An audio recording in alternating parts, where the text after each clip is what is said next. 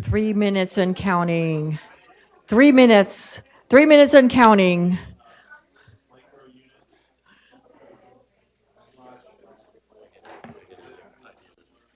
I know they're like, I can bring them up here and have them do their, or do you want them to individually? You want to get them at the tables? Okay. Is the cameras going to be on them? Or the camera's going to be on them? Oh, well, there are like cameras everywhere outside. Yeah, I know, but I just have to make sure that, yeah, they're all over the place, but we have someone that does that. We have people that, Ling Shen, he's the one who's been to Yen Chen, okay. What's that? Yen Chen? Yen Shen. Okay.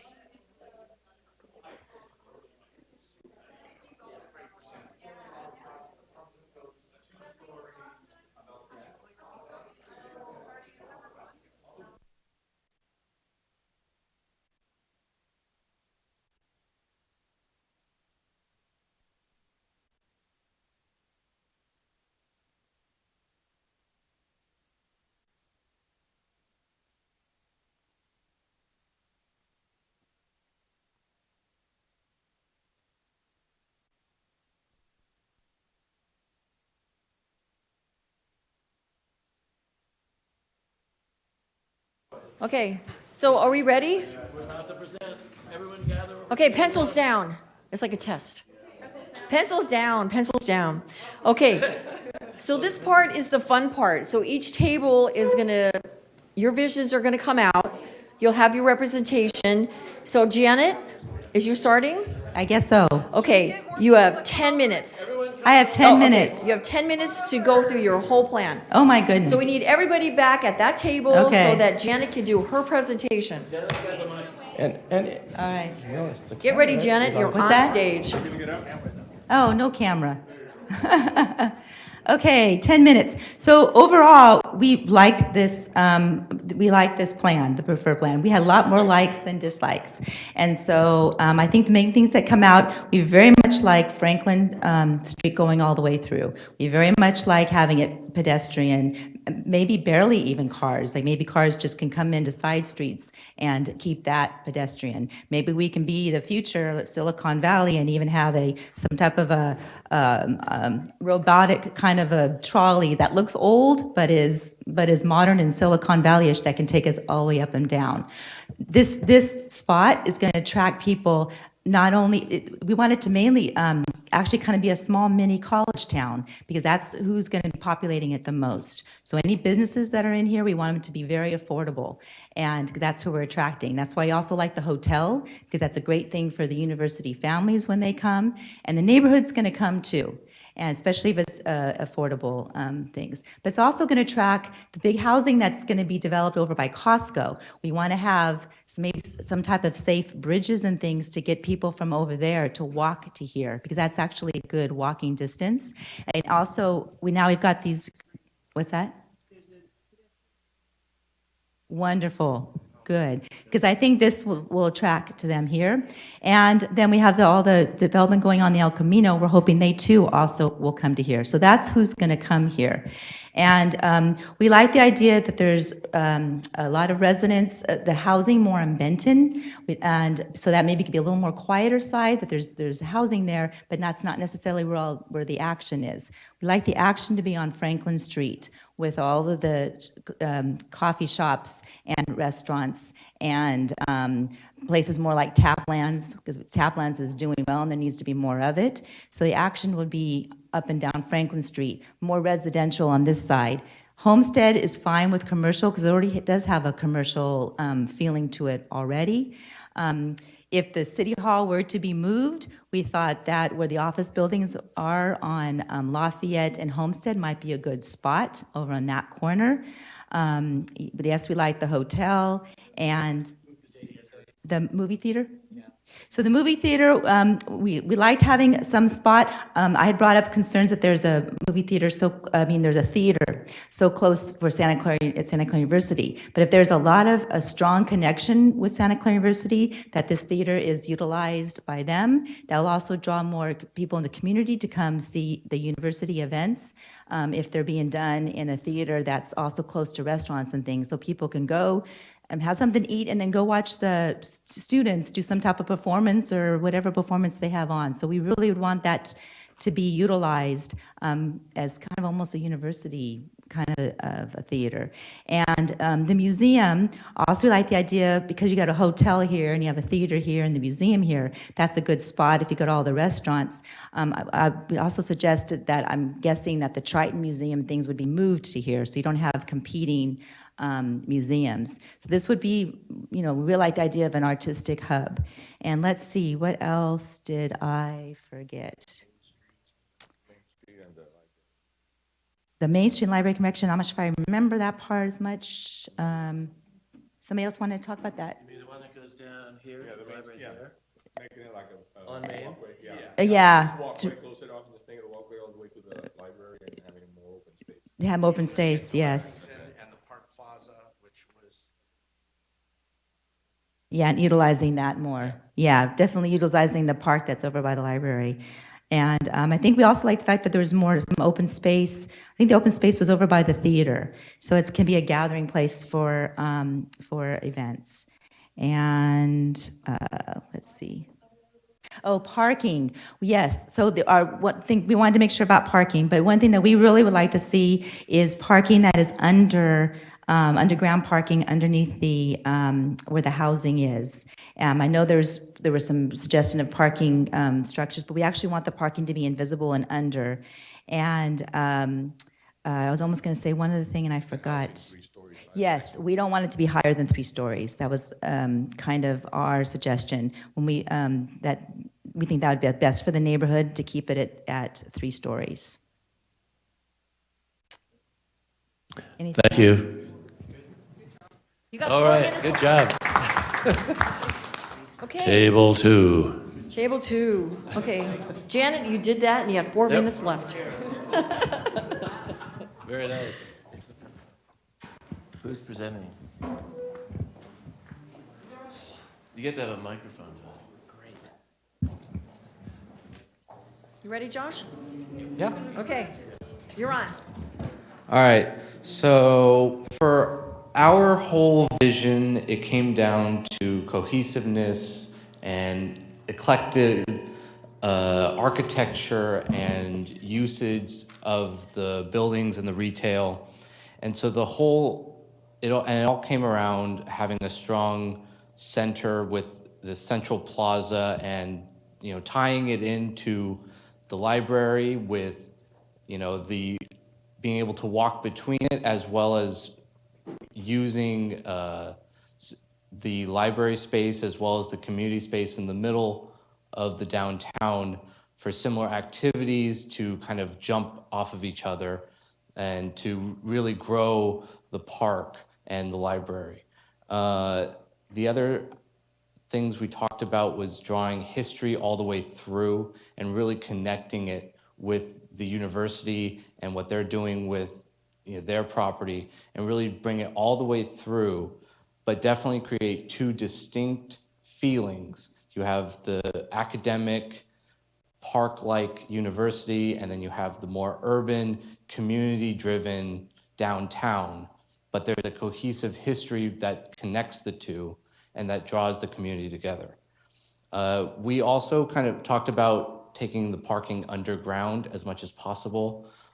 We even talked about replacing the office building on Lafayette and Homestead and replacing that with parking, but wrapping it with retail or some sort of a similar use in order to add more usage along Lafayette.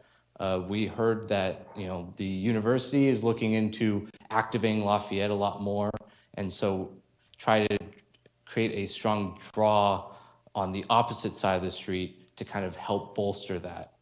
And then we also talked about the other existing buildings that are being protected, at least in this plan, about working with those owners more about how they can integrate and maybe even replace their existing buildings and look at the feasibility and the viability of doing that. And yes. Yes, the Benton Hall about whether that needed to be replaced and add more residential, and as well as the Barry Swenson building. And, that can go to help bolster the market hall that would be essentially behind it. That's it? Yeah, we definitely talked a lot about the challenges of density and how making this feasible for developers to want to work and really develop this space in the consistent vision of what the public has. As we see here, it's about 4 stories, and it all comes down to, is this financially feasible for private developers to make it work? And taking it down too far may hinder that possibility. That's it, Josh? Yep. Okay. Wow, you did that in 4 minutes. Okay. Next. Adam. All right, Adam Okay, Thompson. Adam, you're on. All right, so our couple of our things was hiding the parking structures in some of the residential units. Going underground obviously costs a lot more, so with that you would have to go higher. So if you could, being that it's very close to other parks and stuff, maybe lessening some of the private open space and using that to hide some of the parking structures within the structures would be good. Also, nobody wants to walk from the 2 furthest distances into the center. Having parking closer to the center is better for people coming up from away. Returning the grid to a straight grid is going to be really important to the benefits of having people being able to walk through, drive straight through. It'll just be more cohesive. We talked about having Franklin as having larger setbacks from the building so that you can have outdoor seating, maybe even getting rid of on-street parking. Having on-street parking with people parallel parking creates traffic jams, and nobody wants to be sitting out there while a car's idling. Let's see, massing residential. I think there's plenty of spaces, to kind of Jan's point, making sure we're very conscious of the single-family residences around there, having lower stories, 2.5, 3 stories there. But there's plenty of opportunities towards the center, towards Franklin, and towards some of the other buildings that are already existing to have higher massing in order to get the density to where it needs to be in order to support the retail we all want. Activating the side streets with more retail and walkability would be really good, to have some smaller shops, boutique shops in there, not on the main drag, but on some of the side streets. The university, partnering with them is going to be key to developing some of the spaces, also being able to get the Bronco feel. We kind of talked about getting a Bronco feel in the downtown, so some of the alumni and students will come in and use the facility and help out. A 24/7 artist or entrepreneur type feel space with that, in order to get more creativity. If it's not just like fine art, but all types of different things. Using some of this space as micro units and also flex commercial might be a good opportunity, so that people can and live work spaces, not just the conventional 1, 2, 3 bedroom housing, but some of the smaller units. Affordable housing, we would like to see some of that go into these spaces. And that also goes for affordable retail. I think that's something that a lot of people haven't talked about. Some of the smaller businesses that have been staples of the community are going to get pushed out because it's going to go from $1.20, $1.30 a square foot to $4. So we need to think about them as well. And then more open. I think that's about it. Anybody? Did I miss anything? Huh? It's moving the structures into the actual development. Oh, and then maybe moving the museum out from the center, only because the museum's most likely going to close at a earlier hour, which is just going to be a nice building to look at, but not really be active to the community. We'll activate at night. I hope so. Did I miss anything? Oh, making the perimeter from Homestead and Benton to be more inviting to get people to get a draw. You don't want to just be a residential wall going down because then nobody's going to know what's inside. So having something to invite the people, to come in that are just passing through would be really key. That's a good point.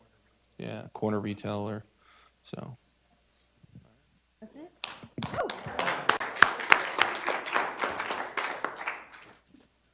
Okay. Excellent job, everybody. So just grab a seat so we can do next steps. So, next steps. So what we've done is, You're whoa, loud. Don't get Sorry. too close to this. whoa, You have to yes. stand away from me. Yeah. All right, how about over here? So that is loud, wow.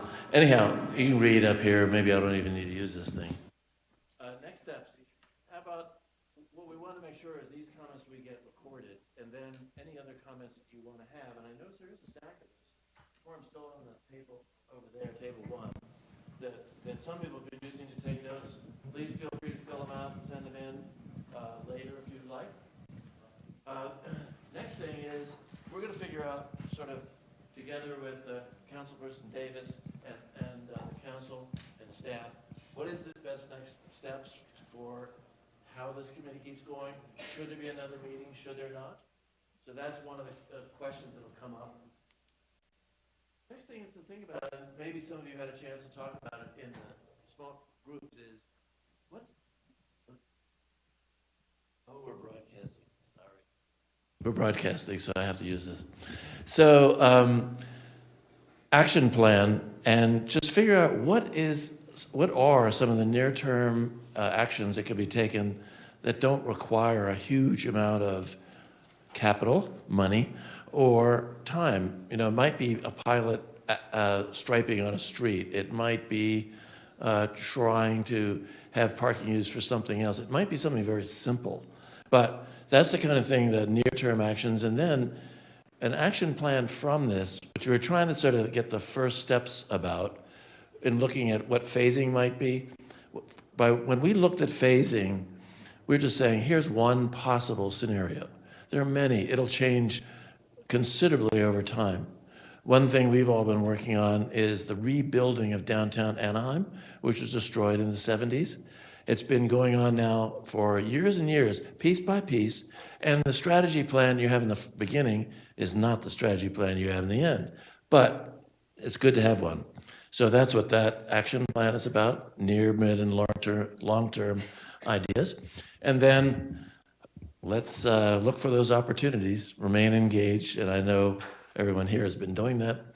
And then understanding that flexibility in where we go from here with those action plans is going to be critical to being able to realize where we think the direction is we're all headed.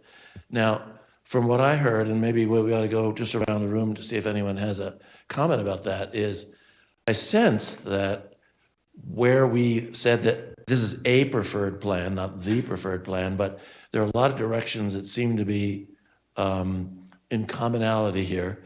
We call it emerging common trends, something like that. But it sounds like we're heading in the same direction. Now we probably need to have those next steps to help get it started in realization. And actually, as we talked about before, what the university is doing on Franklin, what the Gateway Project is doing is already actually in progress. So these things tend to be self-fulfilling prophecies. Okay, my turn. So I think what we're gonna do is take these three, you guys all had great ideas, kind of put that into a grid system, what is feasible in each one of these grids, being that we opened up the Washington and the Washington Street. So I have to work with staff, but at the next meeting, what I would really like to do is, Dan, I'm gonna give you your presentation time. So I will agendize you to have your formulation. Rod, I'm going to put you on the agenda so that you can kind of talk about the history a little bit of Santa Clara, get everybody there.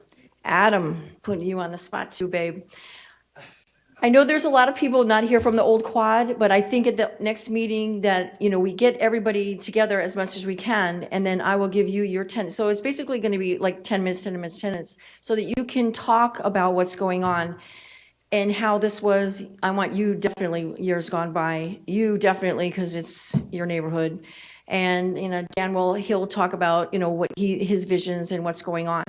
So I'll just take we'll go grid by grid, and we'll have that next update, because we don't know where Frank is in contract world. So we have to talk about staff with that. In the interim of that, the stakeholders that are engaged in each one of these squares, in these grids, staff will work with those people to see what we can do, grid by grid, if it's feasible, what would this look like? So that way we don't stop the momentum of what's going on, but at least at the next meeting, you guys can all speak to, and maybe we'll have the university, I'll get Crochet, and speak about what's going on and how we're progressing with this plan. I don't want to stop the momentum, because you guys are all happy, and we want to keep everybody happy. So that will be the next agenda to be announced, probably here, because parking is much better than at the library. That's my personal choice. But going forward, I think that there are some great ideas here. It's just, how are we going to develop this? What are going to be the funding sources? Are we going to do land swaps? I mean, what are we going to do? But I just want to keep this going, because I think that you guys have some real strong energy here, and that's what we wanted. So I don't want to slow it down. Dan, I know. Go ahead. The last time, and I'm new, to this question. So We're recording. You have to speak loud. we're recording. Yes, you are. God, I got a deep voice. So, what was the, I guess, stopping block the last time? In other words, I think you went down the road and you got to a certain point and then it didn't go any further. That's kind of what I want to. No developers were interested. Okay, that's what I needed. Not a recession, but it was. So it was '08? It was around '08?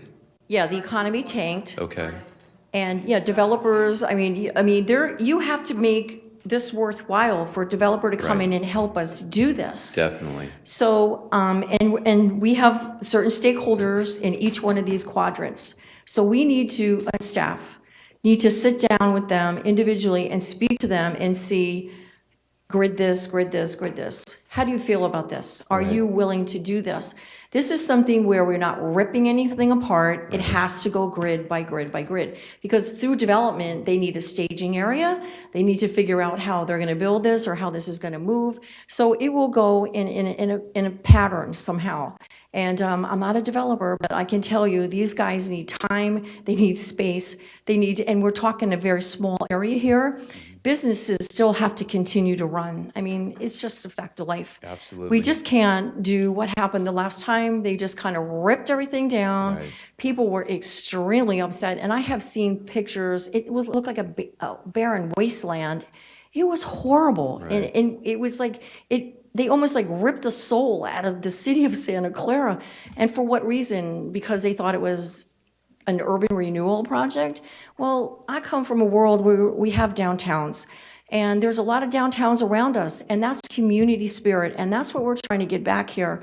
And I was telling Rod today, I was on his Facebook page because he got me on it somehow. I saw He that. invited me, yeah. Thank you. So as soon as I said yes, I started going through his Facebook page, and I could not believe what I was looking at that was from years gone by, how it was the dirt streets and then it was the pavement. But, I'm looking at the drugstore and I'm looking at the buildings and I'm saying, man, we could kind of replicate a little bit. We can't have what we had, but we can at least have some facades that kind of look that way. Exactly. Now, Sam Jeeve has a project, which is at the end, the dead end of this almost. And he's using a lot of elements in his construction to have a little bit of that downtown feel. And that came about, I know he changed his project, I don't want to say how many times, but 20 times, okay. Until it replicated what I think we were looking for in the vision of the downtown. So, and I know this has been a process, it's going to take a long process, but we didn't want to rush through it, and economics have bearing on it, but we want to do it right. And we want the input of the community because this is their downtown. That's why we wanted to, at the last meeting, we had a bunch of students from the university. They're going to be living here. I mean, this is going to be theirs. We wanted that arts district feel. Right. We wanted to have the little boutique kind of stores, something that's walkable. And then what, the university was doing with the rest of the Franklin Street, I thought was awesome because we're just going to continue it down and hopefully maybe get down to our sisterhood at Monroe Street, but we'll see. Anyway, so next steps will be the agenda. We'll have you guys on there, and if there's any other group that I think I should put on there, we'll do that. And then that way you guys you can speak. But I want to get more Santa Clarans in here. I mean, we tried to do what we could. A lot of people showed up, but I think there's a lot more people out there that we're kind of missing. So I think that will be our next steps, and then we'll find out where Frank lands, and we'll be working with Andrew Crabtree. So if anybody has anything and to add to Frank's offer of the little notes that you took down, some people write notes, we'll take those. If you need to photocopy them or whatever, get them back, because this is very important for us to have this stuff so that we know. We just want to make sure that we have this. I know pictures were taken, so we know where everybody landed. I thought it was great. You kind of took one. We had 3 the last time, and now we had 1, but everybody had their input on that one. But you all seem to agree on a lot of the similar things. So that's why I want to keep the momentum going. So with that, it is 8:30, and we did wonderful, but I'll turn this, wait, Where do we send notes? Andrew. Is there an email address or phone number? Andrew, do you have it? Okay, you know what? Let me give the floor to Andrew. It's yours. Right. Thank you. I realize that I wasn't introduced, and many of you may not know who I am. I'm Andrew Crabtree, and I'm the Director of Community Development for the City of Santa Clara, so I oversee the planning division, and that's why I'm here. And my email is acrabtree@santaclaraca.gov, so it follows the city format. And I wanted to mention a couple other things. I know art and the role of art was one of the things we talked about tonight. A week from tonight at 6:30, same time, but at the Triton Museum, we will be having a group of panelists talking about how art can be used in placemaking. We have we have local artists from the community. We have the director of the art program at the university. We have someone from government who works a lot with art. And we have the director of the museum. So it should be a really good discussion, and I would encourage all of you to come if at all possible, 6:30 at the Triton Museum. And just make a mental note, Thursday night, placemaking. The following week, we're back here. It's in 2 weeks for another panel on retail and placemaking. And we have some retail developers, an architect. There should be some good discussion. Then the following week, here again, we'll be talking about housing and placemaking, if you see the theme, placemaking. These are the events that we're working, so I really encourage you to come back for those, invite your friends, and so forth. And then we're building up to a community-wide workshop on placemaking with the Project for Public Spaces that was here before. That will probably be at the Senior Center on May 15th.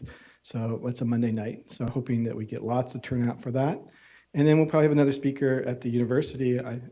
We're working for a place still for the following week. So Thursday nights, next 4 weeks, we have placemaking events, and I hope that you and your friends can come and be a part of that as well. It should be a good discussion, a good way to help all of us think in new and creative ways about what we can do in our community in Santa Clara to make more of these types of destinations that we'd like to see. So for the most part, 6:30. The one next week is 6:30 at the Triton Museum. The following one is the exception. It's at 7:30. We had to work around some things, so and that will be here, and then on retail, and so that's May 4th. And May 11th, we're here at 6:30 again, talking about housing, the new housing development and new types of neighborhoods and how that fits. And then on May 15th, we're at the Senior Center at 6:30 p.m. to do what's called the Power of 10. And that's something, the Project for Public Spaces, they're out of New York. That's a type of visioning workshop that they conduct. They go around the country conducting these workshops. And so I think we're fortunate to have them here in Santa Clara, and they'll be leading that. And that's really a community-wide visioning session on like how throughout all of Santa Clara, we can have a strategy about placemaking. And then we're looking at the final one on May 18th, back to Thursday night, 6:30, which will be sort of looking at is a professor from Berkeley in the architecture and planning program there will be talking about sort of what his observations on how Silicon Valley is changing, and that should be a good discussion as well. Where is that one, Andrew? That one, we're still trying to finalize the location. The university, it'll be on campus for that one. Well, I'd like to thank you all, and some people who haven't been quite recognized are the planners back there in the row who all helped us record a lot of that. Thank you. So thank you very much, and a very successful evening.